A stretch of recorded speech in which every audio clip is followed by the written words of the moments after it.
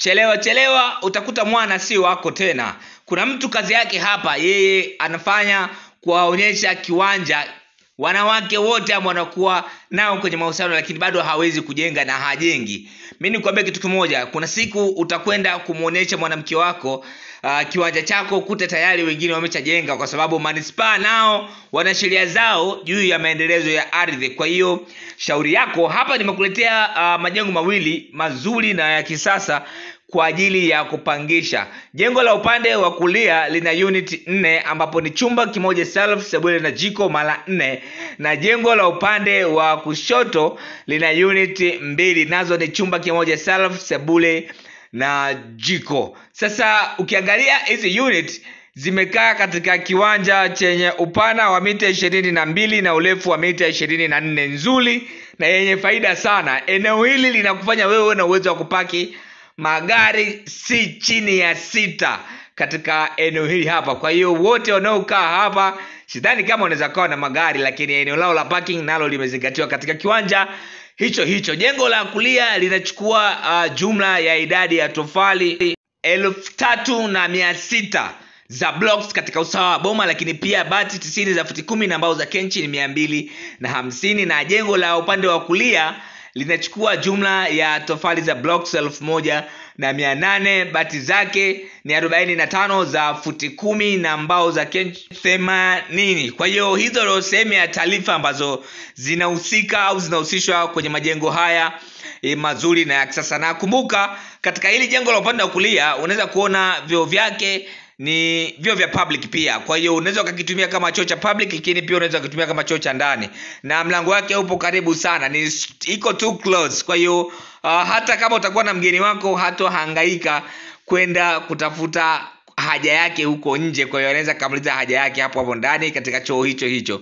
Kwa hiyo hicho choo utakitumia kama choo cha public, lakini pia unaweza kutumia kama choo cha ndani humo. Na hivyo ndivyo ambavyo tunafanya katika unit za kisasa. Lazima iwe na jiko, iwe na chumba na choo ndani, na hivi utaweza kupata wateja wengi sana ambao watakuwa wana hadhi zao, of course, ambao sio wasumbufu, kwa sababu aina ya jengo ulilojenga wewe ndio linakupa majibu ya aina ya wateja ambao utakuwa unawapata kwenye unit zako. Kumbuka, unapoenda kujenga nyumba ya kupangisha unatakiwa kuzingatia budget utakayokuwa nayo, lakini pia aina ya wateja ambao utakayokuwa nao, kwa sababu kila kilicho mahala ambapo sio mahala pake ni uchafu. Kwa hiyo hata kama umewekeza pesa kiasi gani, kama umejenga jengo ambalo silo hitaji la watu ambao wewe unawajengea, huo nao pia tunaweza kusema ni uchafu. Kwa hiyo hili nalo unatakiwa kulijua.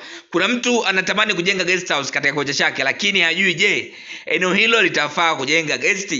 Yapo maswali mengi ya kujiuliza na unatakiwa kuyajibu yote kuweza kupata uhakika wa kile ambacho unachotaka kukifanya, ili ujue kama eneo lako hilo unatakiwa kujenga nyumba ya kupangisha, au unatakiwa kujenga hostel, au unatakiwa kujenga guest house. Sasa ni vyema ukashirikisha wataalamu na watu ambao wanahusika na masuala ya ujenzi katika eneo hilo.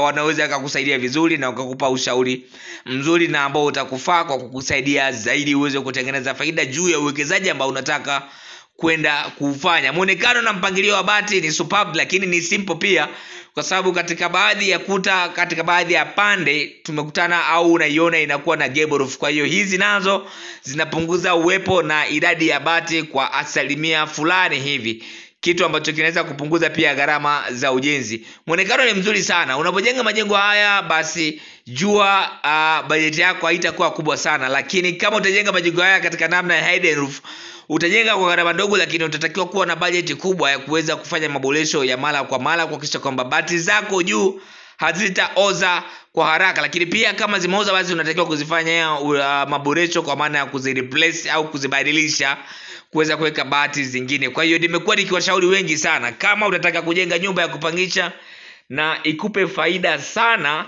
basi unatakiwa kutumia aina hii ya upauaji. Ni simple, nzuri, inaonekana vizuri, lakini pia inadumu kwa muda mrefu sana, kwa sababu kuta hazikutani na maji yoyote yale kwa upande wa juu wa jengo, unless otherwise labda chini, ambapo msingi nao ni moja kati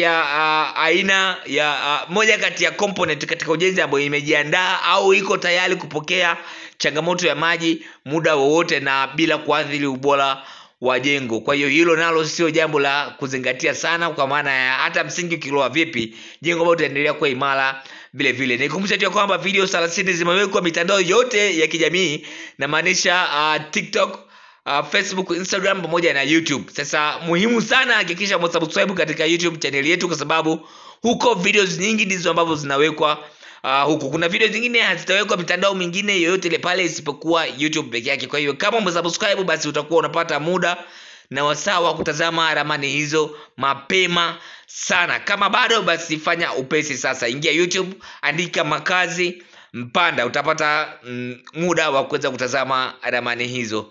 Karibuni sana na asanteni kwa kunisikiliza.